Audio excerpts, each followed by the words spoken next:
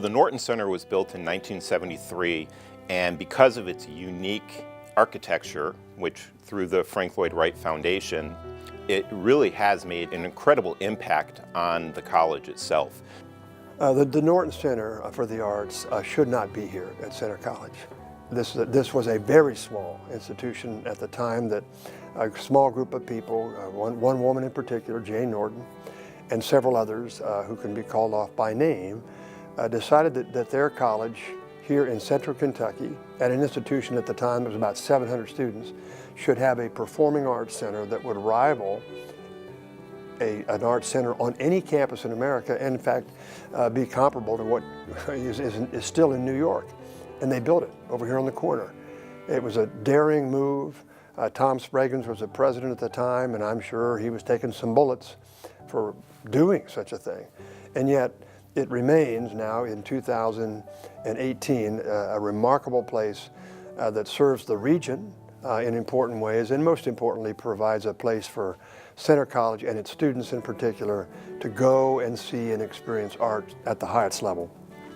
It actually was originally built for Arizona State University, and for whatever reason they chose not to use the floor plan and the architectural drawings. So we ended up picking it up. Center College purchased those drawings and built that facility here. So the color scheme and the landscape of it is definitely southwestern, which again doesn't fit in the Georgian architecture and the southern architecture that we have at Center College, which I find very cool. Another component of this is there are virtually no right angles in the building, especially in the performance spaces. There's certainly right angles in the doorways and the stairs, but when you walk into Newland Hall or Wissager Theater, if you take a look around, you won't see a right angle. And the reason for that is the acoustics. The acoustics are shot throughout from the stage, and if you have a 90-degree angle, they get caught in there and will get stuck.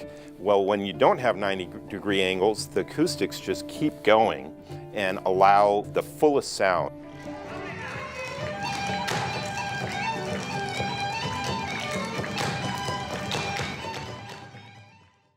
Steve has a real strong feeling about integrating the Norton Center and its schedule into the academic life, into the learning life of our students, and I think that's a powerfully good thing. The college was ready for that. That I think is different than some of his predecessors, that he wants the experience based around high-level, high-quality performance in the Norton Center to have an educational impact in the lives of the students who are here. So that matters to him, and because it matters to him, it manifests itself in what goes on over there and the impact it has in students' lives. Being in the class of 1973, which was the first graduating class that graduated in the Norton Center. So it was being built while we were here, and they finished it in enough time for us to have our commencement exercises in the Norton Center.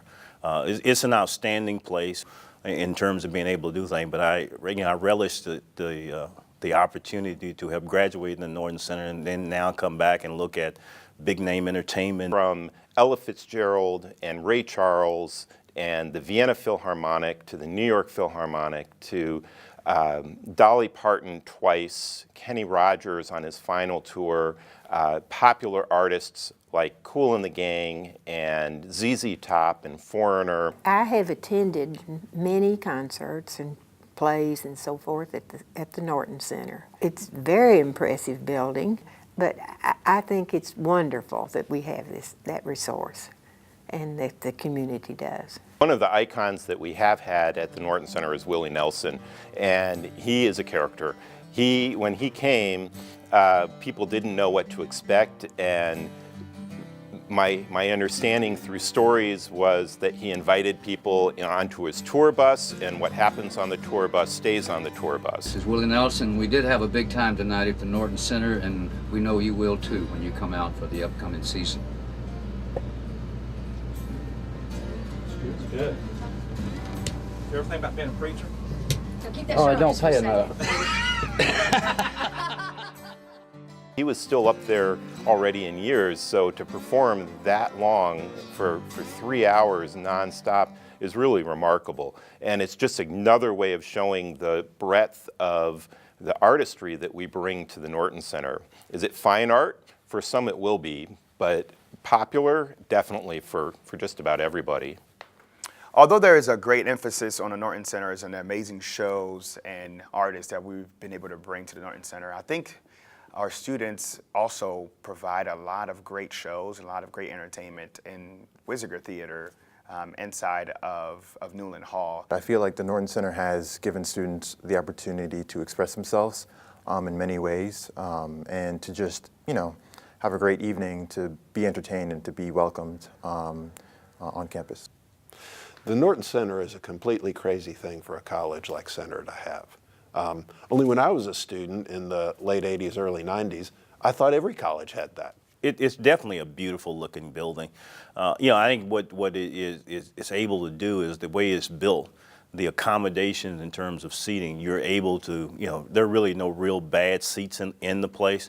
And to have a fine arts center of that caliber on a campus like Center is not imaginable. Clearly, the Norton Center for the Arts is sort of the apex of what we do around here with regard to performance. And it is beyond remarkable that a college of our size in this region of the country would have a facility of that type and quality and would have a record for bringing performers in that are just world-class kind of people. And I like very much that we're able to do that for a region. I like it particularly well because our students are valuably served by having a chance to brush up against greatness and great performance and great performers. And I think that helps to shape their trajectory going forward. So I'm a big believer in that kind of performance being a part of a first-rate college experience, and we do that here in phenomenal ways.